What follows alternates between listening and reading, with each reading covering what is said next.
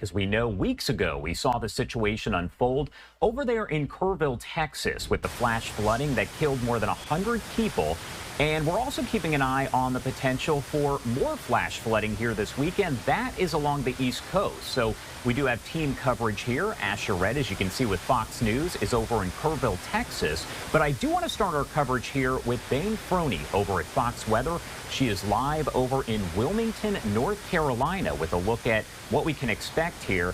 Byane, thank you so much for taking the time to be here with us.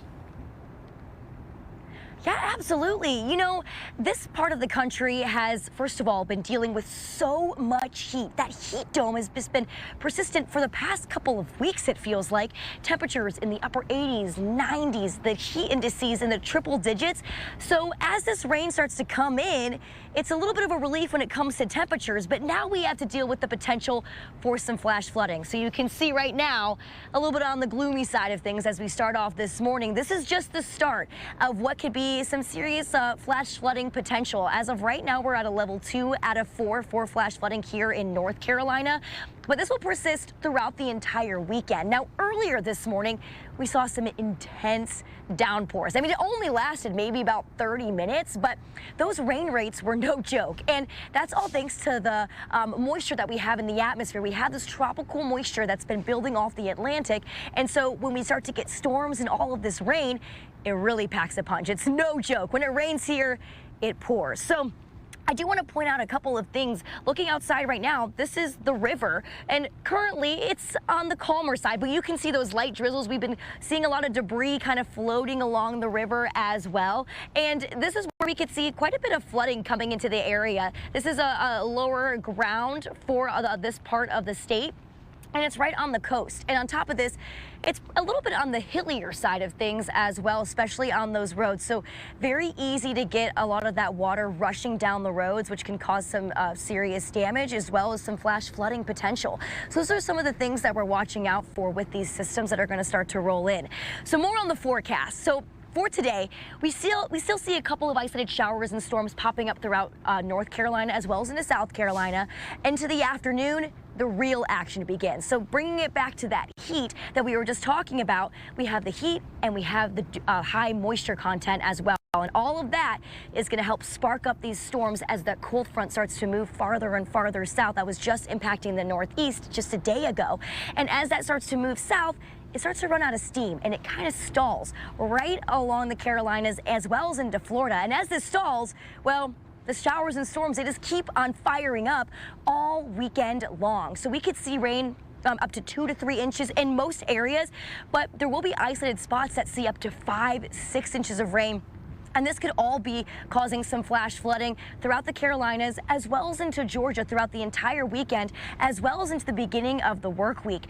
On top of this frontal boundary that's going to be stalling, well, it kind of sits there for a while, and as it sits along the Gulf, along the Atlantic, we have all of this warm water just sitting below it, and that's the energy that could potentially create something tropical. So we're keeping a very close eye on that. That won't happen until later on in the week, but in the meantime, intense rain rates are going to be a potential threat for a lot of areas throughout the Carolinas. I mean, already this morning we're seeing a lot of thunder, or hearing a lot of thunder, seeing a lot of lightning. Rain rates are intense. We also do have that severe thunderstorm threat, mostly into South Carolina and into Georgia for today, and we're going to be potentially seeing a lot of lightning with these systems too. So it's something to keep in mind as you move about, especially if you're going to be on the Atlantic coast moving into this weekend or have friends and family that are going to be roaming about. So a good idea to stay inside. Not the best beach day for a lot of folks, or a beach weekend really, but it's something we're going to be keeping an eye on because it's not just this weekend where we could potentially see these isolated showers and intense downpours. It could also potentially go into the start of the work week and throughout the work week as well. So I'll send it back to you, but you know, in the meantime, just being extra careful and taking these warnings incredibly seriously, because throughout the entire country, we have just been dealing with so many areas dealing with flash flooding, and it can be a really dangerous and scary situation, and it happens fast. So just a good idea to keep those warnings in mind. For sure, and we're going to keep on top of that here with our Fox Weather team. Byane Froney, thank you so much for taking the time to be here with us. We appreciate it. Thank you. And of course, we did talk about that flooding that took place weeks ago, killing more than 100 people over in the Kerrville, Texas area. I do want to send it over to Asher Red here with Fox News as he breaks down more about the situation there with recovery. Asher, thank you so much for being here.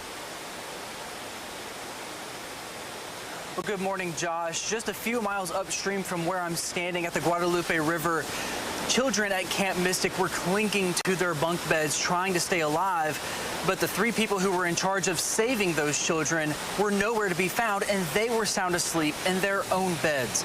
Texas lawmakers held a hearing on Thursday about this flood response. Kerr County Emergency Management Coordinator William Thomas said he was out sick and recovering at home. His wife woke him up at 5:30 in the morning on July the 4th, but the flood started over 2 hours earlier.